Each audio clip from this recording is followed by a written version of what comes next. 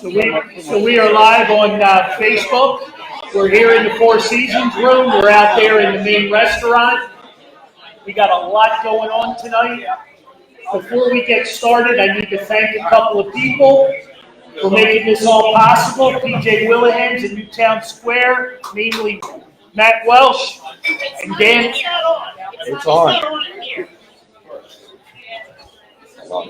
I can't thank anybody. We got nobody.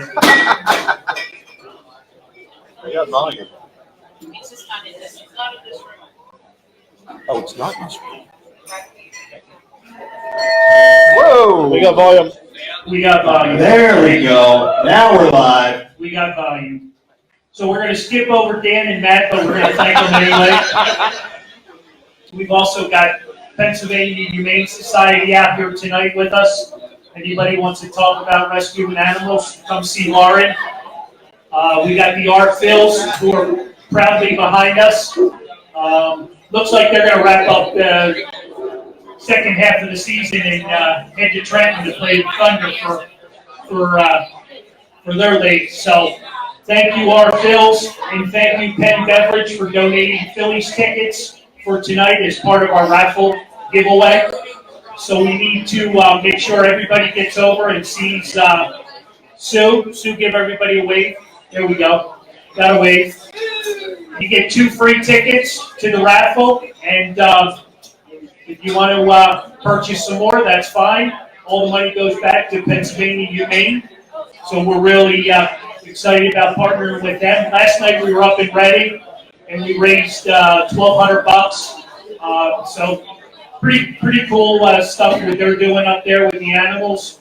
And Matt's heavily involved with the SPCA in Canada, but I don't want to bypass anything here because this man means a lot to us all. Monster home run for the 08 champion Phillies. So let's give it up for Matt Stairs.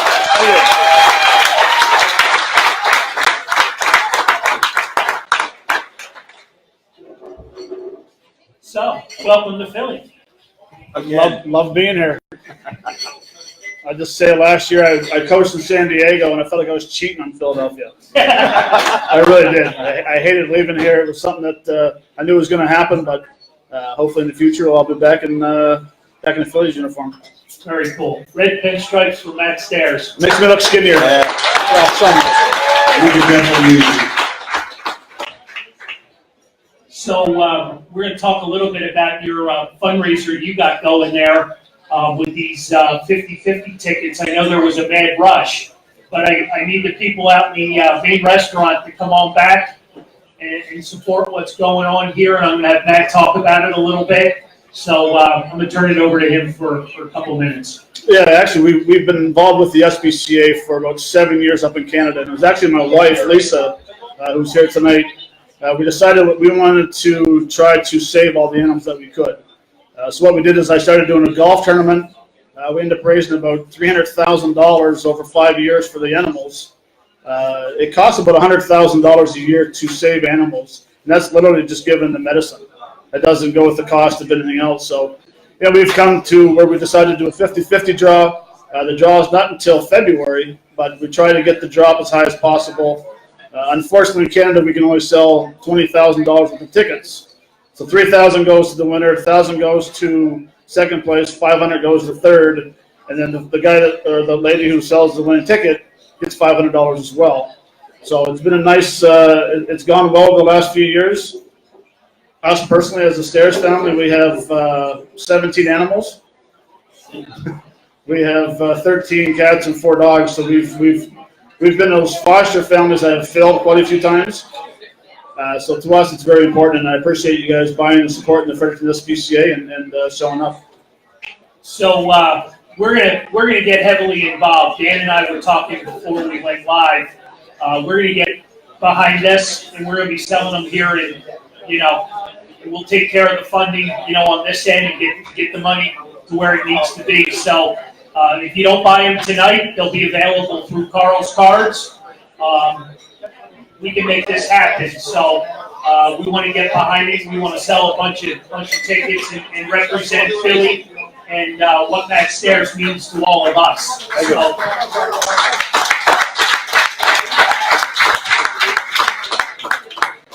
Now let's talk hitting. No. so funny you should mention that because a good pupil of yours was sent back over the weekend. Thoughts? Who? Miguel Franco. Oh, Franco, yeah. Mikey, he's I thought maybe Nick Williams or with Franco being sent down to the minor league system, you have mixed emotions with him going down. I still think for a guy sitting in the 8-hole and he's driving in 40 RBIs with 15 home runs is pretty dang good. Mikey was probably the hardest guy to get to as a hitting coach. He was a guy that had a hard time trying to stay focused in that same path or same swing all the time. I'm hoping, and I've seen it before where they send players down to the minor leagues, they figure some stuff out and come back up and say, you know what, playing in the minor leagues sucks. It really does. You get down to the minor leagues and you miss the big league travel, you miss the big league meal money, you miss the big league meals. I didn't miss very many of them. But it's different. It kind of gives you a different attitude because you get in the big leagues and you take so many things for granted. So I'm hoping Mikey goes down there and finds a swing and comes back up and Schmidt and I, we said it all along, I still believe he's an all-star. He has the potential to be a great player. It's just now that he has to repeat it. You had him pretty well straightened out there for a while.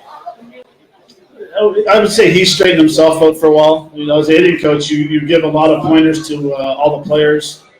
I had 19 hitting coaches in my career, and you try to pick something small from each. And for Mikey, I think he has to realize that he's either going to be a guy that hits the ball all over the field, or is he a dead pull hitter? Me personally, I think he's a guy that's a dead pull hitter. So he should get closer to the plate. And again, I could break down swings left and right, with all the players and through Major League Baseball, but Mikey, until he figures out what type of hitter he wants to be, he's going to struggle. And then we finally realized that he wants to be a pull guy and learn how to pull properly. He's a 40 home run guy with about 120 RBI. So he still has time. Oh, I believe so. I mean, I haven't sat down and talked to the front office and see if they've given up on him. I mean, I think honestly, we tried to do it 3 years ago. In 2017, we tried to send him down and try to find a swing. He found a swing in the big leagues. Just sometimes it takes the players a little longer to figure your swing out and what road you want to go. And I've seen it before, and I was 27 until I figured it out. So it takes a while to figure it out. If you haven't figured out, I'm Canadian yet with my out. My out and about will come out. Yes, I am Canadian, but I do not say A. Canadian Baseball Hall of Famer, by the way. Yes. So, something to be said there.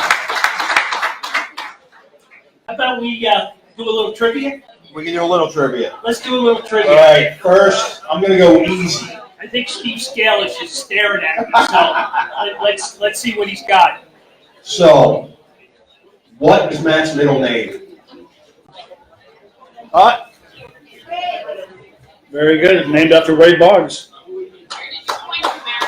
Caroline.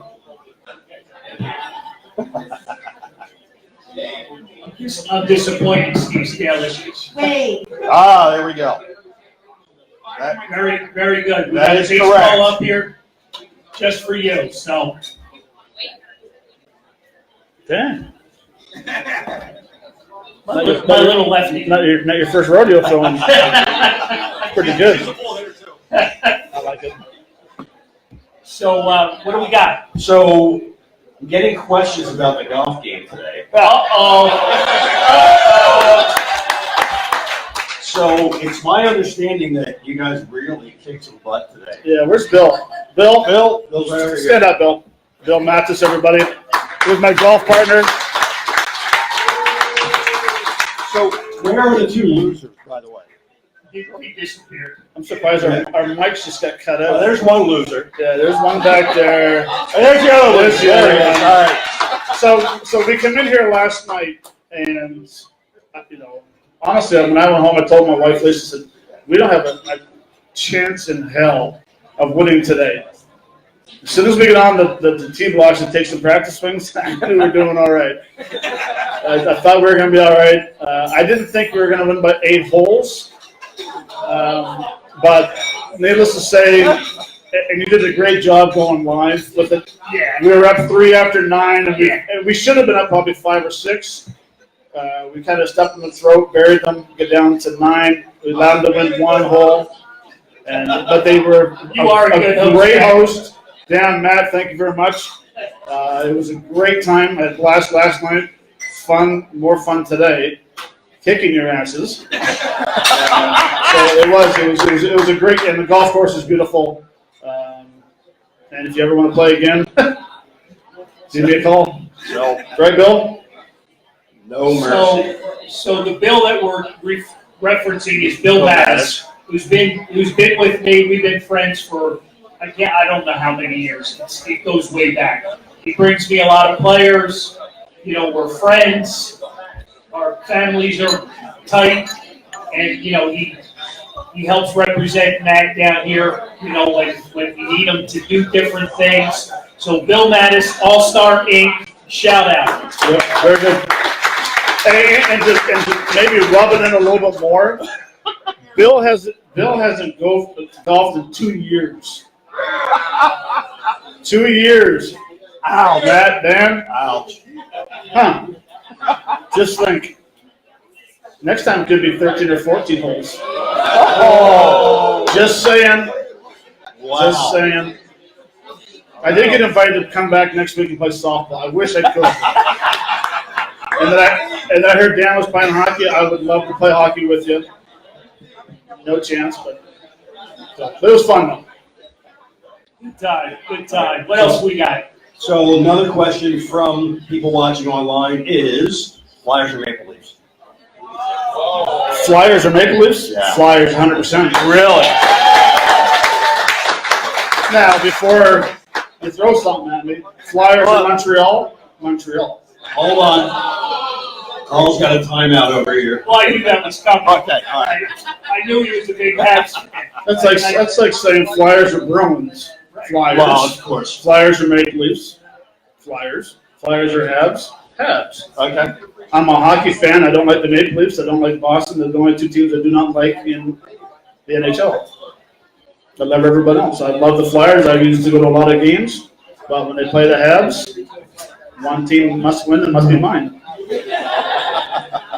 Sorry to say, but it happens. We're not challenging him anymore. That's the end of that. What else? Would you come back if asked to the Phillies? Would I come back? Yeah. To do what? That was the question. That was the whole question. Absolutely. So if you were to come back, what capacity would you like to come back? So I have to go to Toronto tonight or tomorrow morning. I would stay here and blow off Toronto and stay here. Really? I wouldn't even think twice.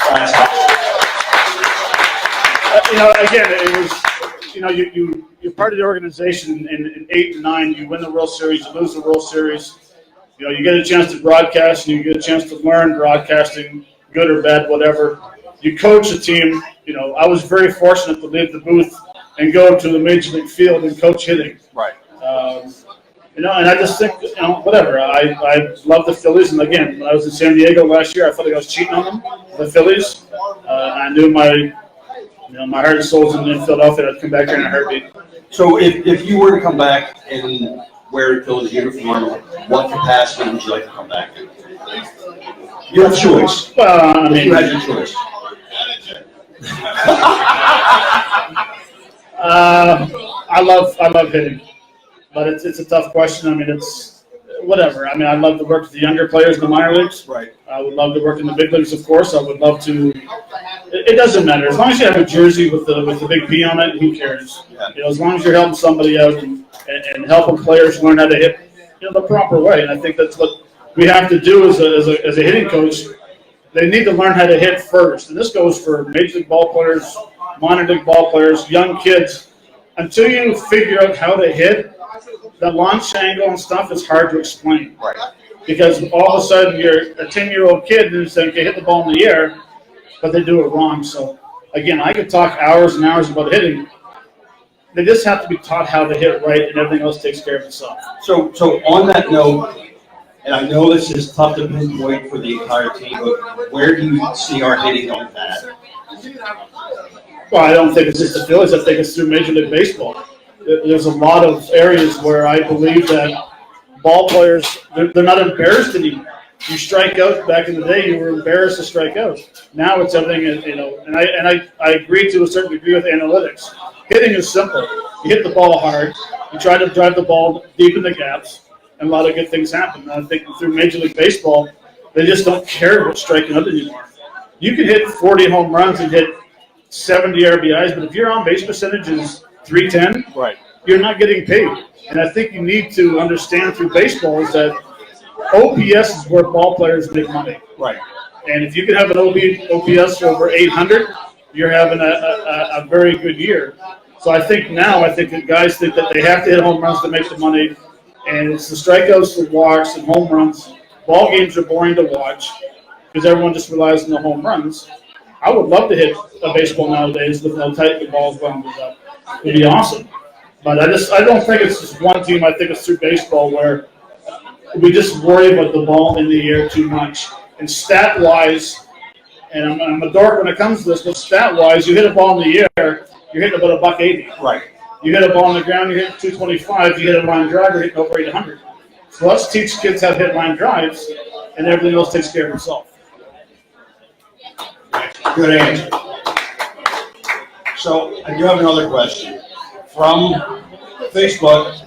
Tim Hortons or Dunkin' Donuts? Tim Hortons. I knew that was coming. Tim Hortons was legit. Actually, we were down here. We've been down there for a week, and we were over at some grocery store. We walked by the coffee and it had Tim Hortons. I'm like, nice. We bought it, of course. So it was pretty good. All right. Plus, Tim Hortons has the vegan sandwiches for my wife and my kids. So That's true. They do have a bigger selection. yeah, they do. We ready for some more trivia, guys? Sure. All right. Ready? This is going to be a real easy one. You said that before. Well, and it was very easy. So, all right. So, who was the pitcher that man hit the infamous home run up at Dodgers? Who got it first? What's the next question? As I That was said, a no-brainer. if you got that one wrong, That's a it should no-brainer. have been the question of who did I face when I walked in the game 4 of the NLCS in 09. All right. Let's see. All right, so hold the trivia second. All right. So, what were you thinking? You get in the box against Broxton before you hit the home run. What were you thinking? What was your mindset? All right, I've told this story probably 4 times today, 110 times since I've been here, and I love telling the story. So, facing Broxton, game 4 NLCS, I haven't had an at-bat for about 7 days, 6 days or 7 days. So, Victorino hits the big home run off of Wade to right field off the curveball to tie the game up. Chooch hits the ball to left field for a base hit off Wade. All of a sudden, I pop up out of the dugout knowing I was going to hit it. Wasn't told to or anything. Apparently, when he opened up the door, Broxton, and came running in, the music was playing. I didn't hear a word. And as a ball player, when you have that quiet zone or everything's in slow motion, it's a good place to be. So when he came in, and I don't take swings during games. I sit and I'll observe and I watch the game and never take swings. I don't only take swings on deck. I go down to one knee, I watch the guy warm up, whatever. Apparently the music was going crazy, the fans were hooping and hollering. I stepped in the batter's box. First pitch I thought was 91. I take a first strike, I look up, it said 97. Not that I knew I was going to hit a home run, but I knew something good was going to happen because everything was in slow motion. But the pitch that set the whole at-bat up was the second pitch between the slider down and in. And for left-handers, we always swing our sliders down and in because we don't pick up the spin properly. I took the pitch, and then I said, okay, this is pretty good. So I think still in slow motion, ball 2, ball 3. He throws a fastball, supposed to throw it away. He threw it inside. I hit it to Las Vegas. But honestly, when I hit it, I was a little angry because I thought I was going to leave the stadium. Because I hit one in BP that day out of the stadium. But anyway, then all of a sudden I thought, don't trip on the bases because I got a guy in the camera following me. Don't look like an ass. So as a ball player and thought process, even though I was on a big stage in the NLCS, I took every single at bat when I became a pinch hitter the exact same. And I had to question, how did it feel after I hit the home run? It was a huge home run. It changed the momentum. But for me personally, you can ask my wife, every home run I hit or every out I made, I was the exact same person day in and day out. I never took an at bat at home. Very easy. I struck against Roy Holiday one night, bases loaded. Threw me 3 fastballs down the middle, did not swing. Didn't bother me because I knew I was in the hardest position as a pinch hitter. So that's kind of answering your question and putting a little more on it, but it was pretty sweet. And I haven't bought a beer since then in Philadelphia. And Broxton still shaking his head. Broxton, he had a hard time against us. Yes. He really did. And I don't know what it was. Got in his head? Well, I think it's because, one, we had just such a talented team in 08 and 09. I mean, from 1 through 8, and I guess if Myers is hitting or Big Joe Blanton's hitting sometimes, it's all through. But for some reason, we were so far in his head, he had a hard time, and he made a mistake, and we paid. So let's shift gears a minute here. So you're traded to Philly from Toronto. Yep. Well, there were some factors in between. You end up in Philly. Pretty cool. Oh, it was. Did you see that coming? Yes and no. So when I got traded from Toronto to Philadelphia, I was in Tampa Bay, and my wife Lisa and my 3 daughters, Nicole, Lisa, and Chandler, they were all in New York waiting for me. We were playing in Tampa, flying from Tampa to New York to play the Yankees. They called me in after the game, I think it was Thursday night, and they said, you've been traded, but you can't go anywhere because of you guys had a big game, a long inning, you had to call up a different pitcher. So I sat in Tampa Thursday night, Friday night, Saturday night. They wouldn't tell me where I was being traded to. So I sat down and I said, okay, listen, I've been in the league for 16 years. If I guess where I'm going, will you tell me? They said, yes. I said, Philadelphia. He goes, how the hell did you know that? I said, because Pat Gillick, who I think is one of the greatest GMs ever, he'd been after me for years. And I said, well, don't tell anyone, where you're going. Because we can't tell people. I'm like, oh, no, not a bit. I told everybody because I was excited. And, it's funny because when I got traded to Chicago, when I got traded to Philly, we met the team in Chicago, and I was supposed to play Sunday right field. And I DH'd the whole year in Toronto, and I said, you need to give me a few extra days. I think it was more of a wake-up call for Jason Worth because he was kind of struggling a little bit. We changed his stance. The next thing you know, he went off, and thank God I didn't play the outfield every day because I didn't want to. Great stories, folks. Matt Stairs. All right. And we are at the top of the hour. So it's now 7 o'clock. And for those of you out front, we're back here in the Four Seasons room with Matt Stairs. This fan's view live on Facebook. So come on back. Join us back here for a little bit. We'll be here for another half hour. So you want to do some more trivia? Let's do another trick. Let's make it a little bit hard. Harder one? Yeah. All right. Okay. So, other than pitcher, what was the only position Matt did not play? I do. Does Matt count? Wait, are we talking big leagues? Yeah. Shortstop? That is correct. Wait, now this, wait, wait. Whoa, Wait. time out. Dog. Repeat the question again. Okay. Other than pitcher, what is the only position you did not play? So what are the 2 positions I've never played? Pitcher. And Besides pitching, what are the other 2 positions I've never played? Ah. 'Cause I don't consider pitching a position because they're non-athletes. So I take jabs at pitchers whenever I can. There's 2 positions that I did not play in the big leagues. So Shortstop is one. Right. Number 2 is I played second base. Right. I played center field. Catcher. But that gentleman still wins. Good call, Matt. Mike, I'm not sure. Was that Mike Schmidt? Yes. Okay, Mike Schmidt. I played 1 inning at second base in Arizona. We were losing 17-3. So I got my feet wet at second base. I played 1 inning in center field in Texas back in 1998. 1 inning. And everywhere else I played. Oh, wait, now there's 3 positions. I never played third base. Really? So The trivia question, that trivia question was way off. So basically, Mary, what's up with this Mike? I don't know. That was a minor leagues. You were great in there, so you were MVP. MVP, won the batting title. Got a burger named after me. Nice. All right, so you guys have been really cool and patient. Any questions out there for Matt Stairs? got a question, put your hand up and Lauren will come over. And we got some. No Gabe Kapler questions. All right, how you doing? So, besides Philly, what was your favorite city to play in? You can't ask that question. It's on my sheet.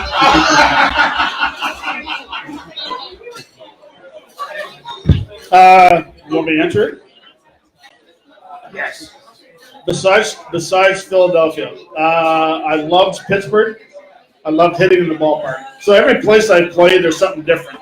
So I loved hitting in Pittsburgh. It was great. Kansas City was a very good city to play in. San Diego at the time was a little tough. I was old. I should have retired by then. Never liked Washington. I would say, minus playing in Philadelphia, Oakland A's was probably right up there as well, because they were the first team that gave me a chance to play every day. And everyone complained about hitting home runs in Oakland. It's small. It's 365 feet in the gaps. It's tiny, but everyone says it's so. Minus Philadelphia, of course, Toronto, and of course, Oakland is my 2 favorite places. Lauren.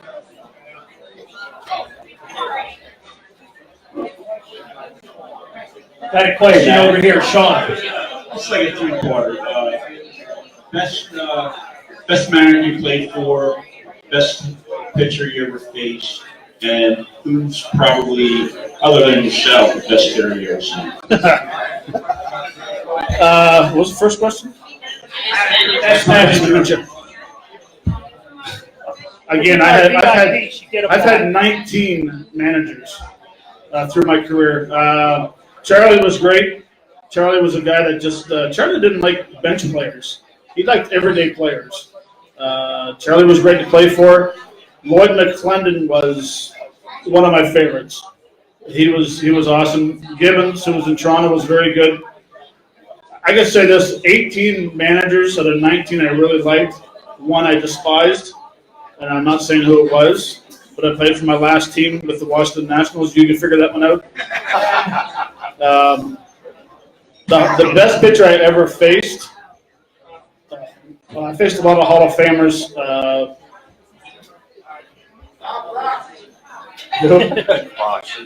No, not Broxton. I don't know him. I think Pedro Martinez, I had the very tough luck versus. He had a great changeup. Plus, he'd hit you in the neck if you wanted to. Roger Clemens was very good. Those probably the 2 guys I had. I didn't like facing, but I'll tell you this story. Arthur Rhodes. I was 0 for 18 against him. And everyone's like, that's not bad, 18. I was 0 for 18 years. I faced him for 18 years, and I faced him in the minor leagues. Never got a hit against him. Never got a hit against him in the big leagues. Until my last at bat, I was playing for Toronto. He was in Seattle. I got a base hit to left field. He's mad. He's angry. I called timeout and I asked him if he'd sign the baseball for me. He didn't. It got to the point where he felt bad for me. He was telling me what was coming. Fastball, curveball. Still couldn't hit him. So, to me, telling the story, I own him because 1 for my last 1. Best hitter I've ever seen, Barry Bonds by far. Mike Trout right behind him. Yeah.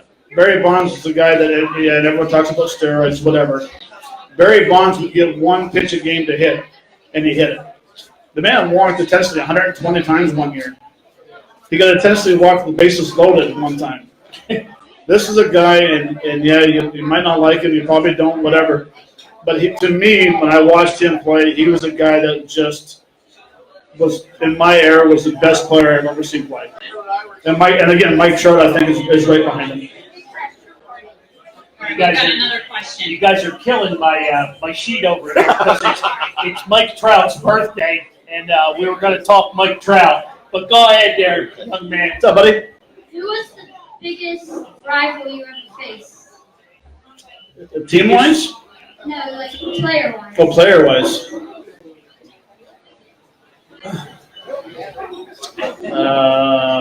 Who's ever faced?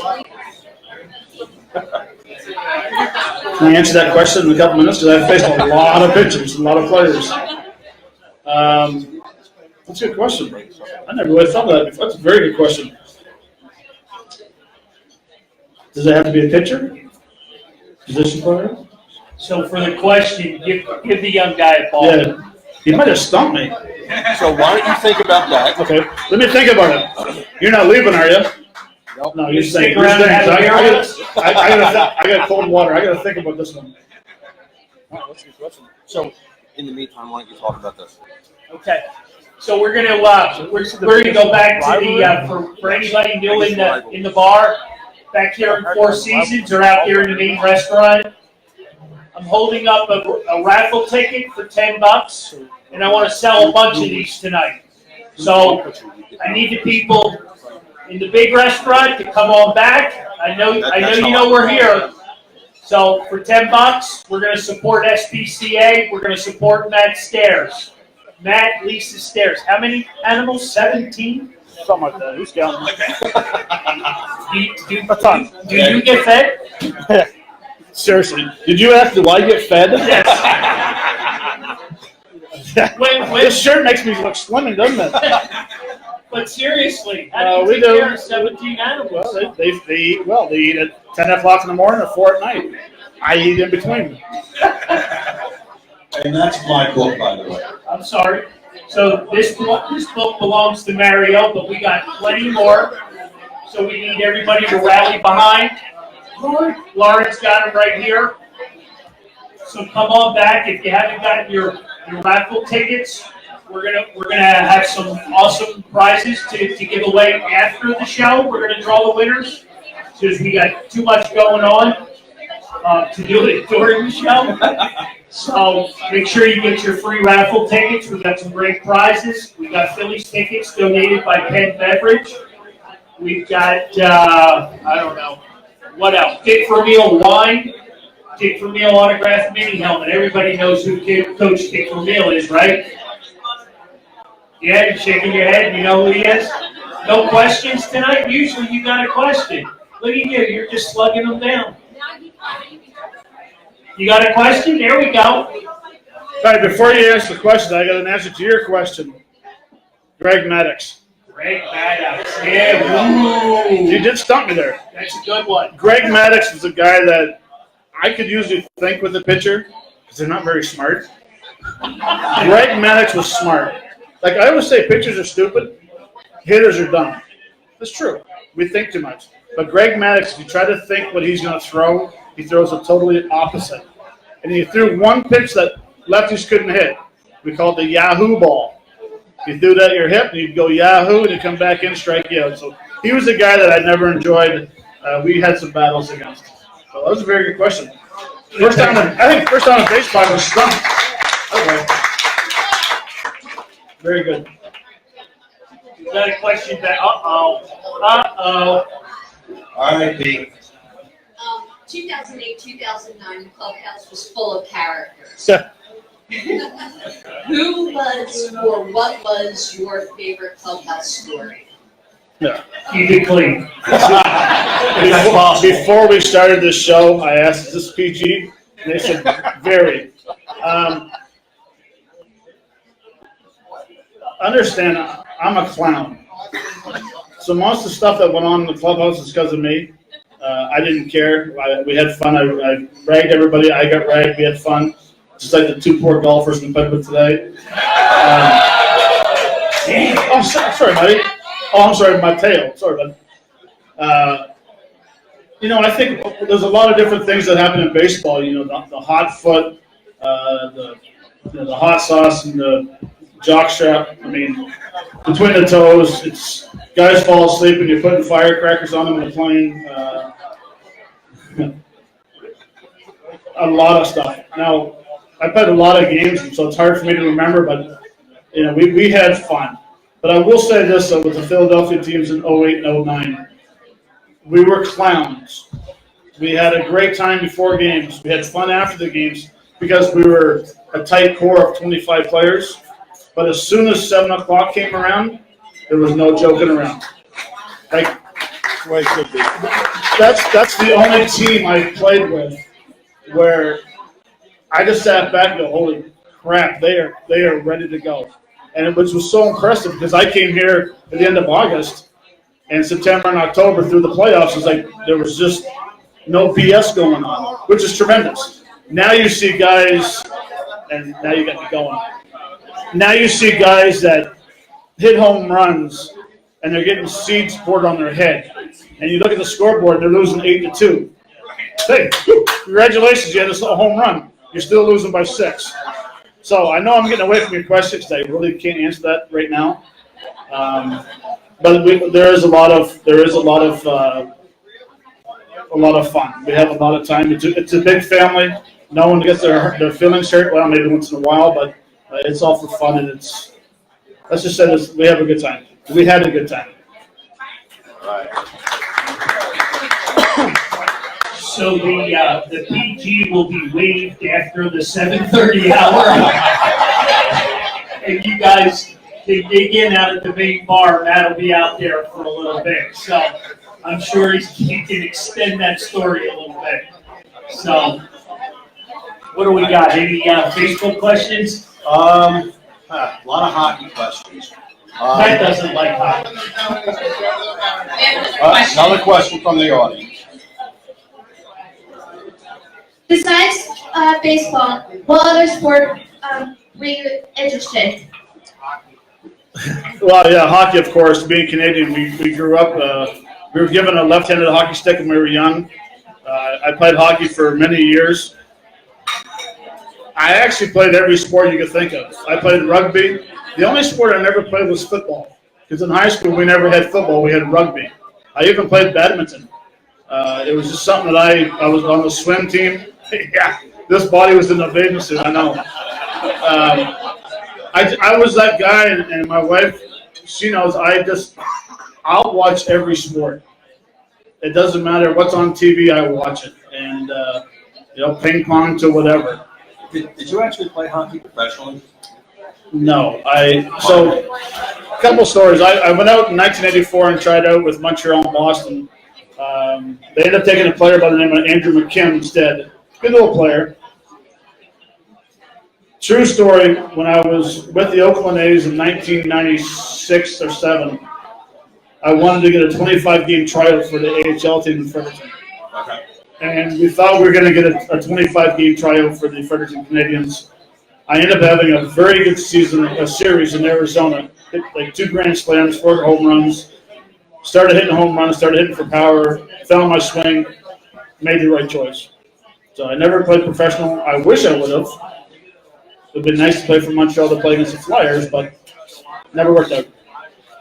If you had to pick somebody from the 08-09 team to be in the Hall of Fame, who would you pick? Who wouldn't you? I think there's a lot of different areas. I think We can go more than one. Well, in the Hall of Fame? Yeah.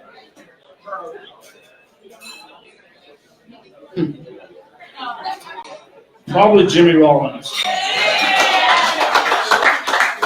And not disrespecting, someone asked me the other question the other day was, should Jimmy Rollins and Chase Utley and Ryan Howard's number be retired? And it was a tough question to answer. I never said yes and never said no. But I think if you look at the heart and soul of the Phillies, I mean, Chase Utley above as a player, he was unbelievable. Ryan Howard was tremendous as well, but Jimmy was just that guy that was a spark plug. You know, he got it going. If there's one guy I think that should be in the Hall of Fame when it's time is Jimmy Rollins. Nice. And he'd probably agree. He looks like he could still play a little bit. Yeah. What, I don't? No. You know who looks like he can still play is Raul Ibanez. Yeah. My Lord. He actually kind of looks like football, too. I mean, I get tired of talking with him and Victorino because they just have so much energy. I'm like, I'm 51, and these guys are like just bouncing off the wall. I'm like, Ibanez can still play. Yeah. Shane looks the same, too. Shane does too. So does, Chase retired last year, and all those guys look great. I mean, they probably still play. I don't know. These guys are throwing 100 miles an hour now. I retired at the right time. We thought back in the day when someone threw 91, 92, but boys, get it ready. You throw 91 or 92, you will not play in the major leagues. That's what it seems like nowadays. And let's talk about spin rate. Does everyone know what spin rate is? Like, seriously, is anyone else tired of hearing about spin rate? That's what, back in the day, that's what we talked about. Spin rate was the ball got on you very quickly because the ball doesn't come down over the arm slots. So, another trivia question? Okay. You're really quiet over there. I'm just listening to the stories. They're awesome. And trying to sell some raffle tickets too. All right. Next go. trivia question is, how many career RBIs does Matt have?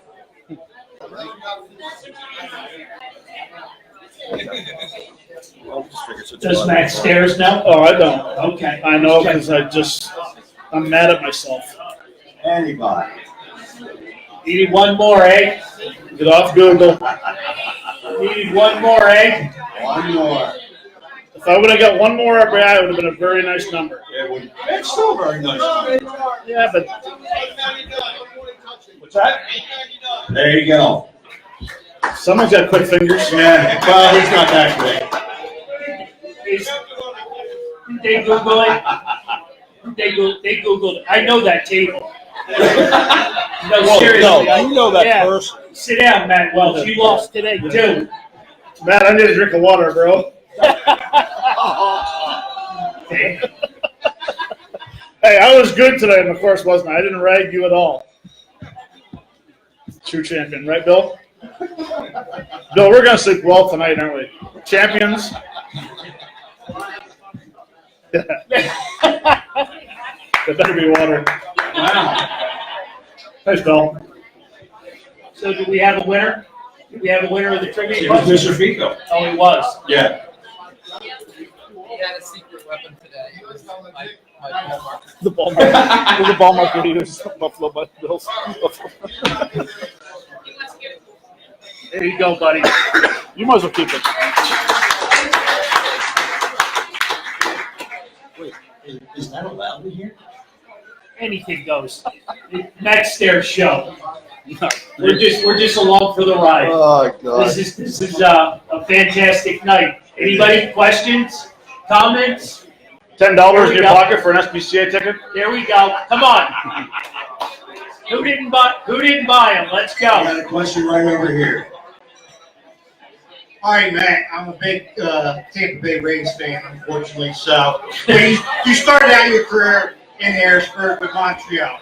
So what do you think about this Tampa Bay Montreal supposedly sharing team? Despise it. Hate it. For me, there's no. I mean, look, a lot of people have asked me if you think Montreal should have a team back. And Montreal is a great city. You know, they got the funds for a new ballpark. When they were a great team, they didn't support the team. I would love to see a team back in Montreal, but I do not agree with splitting your games in Tampa and Montreal. And the reason why is because the tickets are going to have to go way up So the fans are going to suffer because you got to try to cover up the costs. So, and in Tampa, and I mean, you guys draw more in AAA than you do in the big leagues, which is crazy. They just had a game the other night. I think tickets were $2 Against Baltimore. $2 Against Baltimore. $2. Yeah. But I tell you one thing, when we were there and they played their cowbell, it was pretty loud. Yeah. Even though we did kick their ass, but so you celebrated coming second that year, right? Yeah. All right, we got one more question. One more question. Rough. I just want to know, how many holes do you think this current team needs to fill to be competitive? And do you think that they actually mesh as a team in the locker room? Oh, I think so. I think I have never, honestly, with all the teams I've played with, we've never had that bad locker room. I think the biggest thing to me, I think that's hurt baseball is Fortnite. I mean, again, I don't mind analytics. I think to a certain degree it's very good. Sometimes it's maybe used too much. Their locker room is very good. Bryce Harper's a great teammate. I've known Bryce for a long time.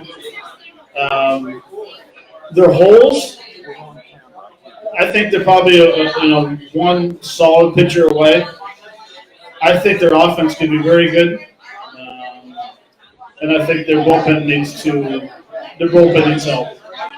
They need someone that when you bring in, you put fear in somebody, and I think a lot of teams feel comfortable facing the Phillies bullpen. So maybe 2 or 3 different pitchers, and I think they'll be all right. But I think also they need to get set with a leadoff hitter. Like I've always been a player that I like seeing, set lineups. And it's hard. People say, well, you're hitting third, you're hitting fifth, you should be able to do it. It's different because you can pitch different. So I know I answered, a few more things, but I think a couple pitchers and another starter. Things spiraled out of control when McCutcheon went down. Yeah. They lost their leadoff guy. They never really found that guy. So I mean that was huge. But Cesar Hernandez, though, I mean, he had a very good year in 2017 leading off. He was very good. And it just seems like nowadays how baseball goes. If you don't get a couple of hits, you either drop in the order, or you're not playing, or you're going to minor leagues. So I think a lot of people put a lot of pressure on themselves. Nobody's patient. No, they're not. Another question? After 19 years in the league, what do you think of Joe West? If I had a baseball, I'd give you one. I'm out, but that's a great question. Because we all hate Joe West. See, now this is going to be interesting. Because Joe West is one of my favorite umpires. He's one of my favorite umpires of all time. Sorry. And I know he's had a hard time in Philadelphia, but I've never had a problem. I've been kicked out of ball games twice in my career, and Joe West was not one of them. He treated me well. Now you got to understand too. You need to talk nice to umpires, so you get a strike zone. So I had no problems with Joe West. My favorite umpire was Wolf. Wolf is the guy that has the big forearms. He works out before the game, and true story. You walk up to Wolfie, you go, man, your forearms look great today. Like he shaves them. I said, they look great. Your first at bat, you throw a fastball right down the middle, ball. Because you just said, hey, dude, your forearms are great. He throws the ball back so hard to the pitcher, fastball or a knuckleball, and if the pitcher goes, hey, he got a good arm, he gets about 4 or 5 inches on each side of the plate. True story, for at least one call. So I knew that day I walked up, I said, Wolfie, forearms, bro, they're looking pretty good. We're always flexing, showing and he, sure enough, right down the middle, I go, ball. I said, yeah, it's going to be a good day. So that's Randy Wolf's brother, right? Yes, it is. So where are we at? Any more questions for Matt Stairs? So I've got Hold one. on. Players' weekend's coming up, right? Fancy uniforms, nicknames, everything, right? So if you were playing today, what would your nickname be? Probably Stairs. I don't like it. When I was in, I think it was in Philly, actually I had to put one on. So my nickname throughout baseball was Newf, N-E-W-F. And Mike McFarland, who I played with in Kansas City, in Boston, and he goes, "Where are you from, Stairs?" I said, "I'm up in Canada." He goes, "Oh, you're a Newfie." And he called me Newf, so everyone called me Newf my whole career. But if I had a choice to put a nickname, I would put straight Stairs. There's no, or, no, I don't like it.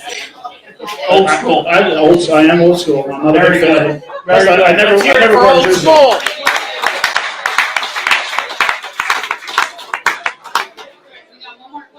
Go ahead. So it's just a follow-up on the you said that the favorite was Wolf and you had no problem with Joe West. Who did you really dislike? As an umpire? As an umpire? I can't remember the names. Who did not I like? C.B. Buckner. He had a bigger strike zone than the Grand Canyon. Put it this way, I didn't like umpires who liked pitchers. So American League and the National League were two different leagues back then. They also had two different strike zones. The American League had a strike zone was up and down. The National League was in and out. That's how it was. That's how it always has been. So I never liked any umpire that called 2 inches off the plate. I liked the up and down umpires. So I never had a problem. C.B. Buckner I had a hard time with. Angel Hernandez I had a hard time with. But again, I never had problems with umpires. So as we wind down and we're getting ready to send Matt out into the main restaurant, I'm going to have a question for the GM. He's standing right here. Yellow loser. Is that? We've entertained this room pretty good tonight. Are you guys ready for Matt Stairs out there? All right. Are you ready for Matt Stairs out there? So we're following some things up, and Matt meant a lot to us in Philly. Talk to us about the parade. Give us a quick story on the parade. Quick story on the parade. All right, so we get dropped off down at the marina, wherever it was at, and we drive out around the floats, and we're going down the street, and I see a person here, person over here. I'm like, where the hell are the people at?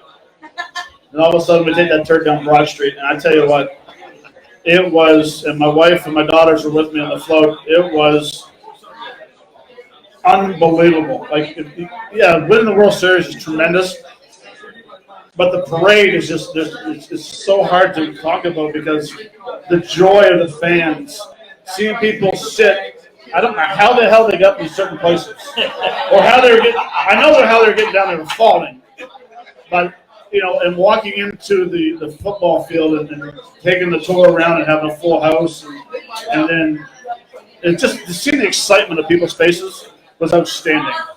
And it was something that I wish every ball player could get a chance to say, hey, you were in the World Series. Boston does it different. They do it on the Ducks. But going down Broad Street was amazing. Something I enjoyed. Something I can do. Hopefully do it again as a coach. And to top it all off, when Chase Utley dropped the F-bomb, it made it perfect. See, I kept the PG-13. But when he dropped that, it was, and Jason were standing up with that big old hand with the beer. It was just, and you know what? The true story is, my daughter that night, she goes, Dad, you can have one beer tonight. Thanks, Ben. What's this little guy's name right here? Matthew, come on up here. Come on up here. You gotta Sit sing down. You gotta sing the Canadian national anthem. What do you got to Want me say to to turn that? Matt? You want an autograph? All There right. you go. Ask him.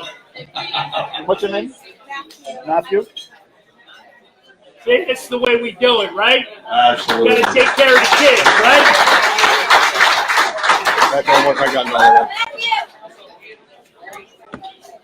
Wow. You want a marker? Jeez, that's just scared me. No, we're good. Is this mom over here? Oh, I'm sorry. Hey, you manage your place and you're on your knees. There we go.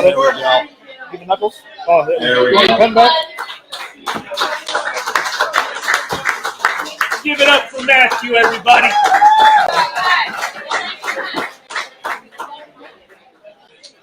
So we're winding down, and I just, I can't thank everybody enough here at PJ Whelihans, Newtown Square. Matt, Dan, Matt, Dan, you do an unbelievable job. You suck at golf, but you put on a great show. You put on a great show. I got a funny feeling there's some good stories to be told from today. Well, what's funny though is when we teed off, they were all business, no phones. Then they get down by 7 holes, and like they're talking to TV people and talking about the trucks, and I'm like, really? How quick you learn how when you're getting your asses kicked, you don't really want to pay attention to it anymore. He's been a good sport, though. He He stuck around. He stuck has. around. Unlike the other guys. Yeah, he's hiding. There he is. I'm surprised Dan's still here. I think he's closing. Oh, he is. All right. So he's stuck. Dan's closing. All right. Dan's closing. So, in closing with the show again, we'll be back here September 11th. Will be our next show. Guest is to be determined. Well, yeah, we got to tease it for a while. Yeah, absolutely. So, Pennsylvania Humane over here. If you guys want to check it out, they've got some great stuff going on. They got a walk coming up on September 21st. And what's that? You good? So there's a lot going on over there. Raffle tickets, we're going to give prizes. We're going to draw all this afterwards. So we're going to be sending that out there, unfortunately, because I think we had a lot of fun in here.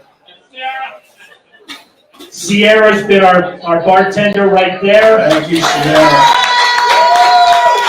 Sierra, I apologize for being in your way back there.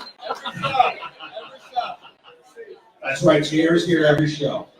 Every show. Every show. And Anna is our waitress personal back here. waitress. She remembered to wear her shirt. She remembered. That's okay. It's all good. You got the red on, so that's good. So we're going to draw all these raffles afterwards. So if you want to stick around, have another beer, some more wings. I hear the wings are pretty good. Wings are awesome here. Everything here is awesome. Yeah. So we're gonna turn it back to DJs, and again, September 11th, we'll be back here for our next show. So hopefully you'll come out and support us.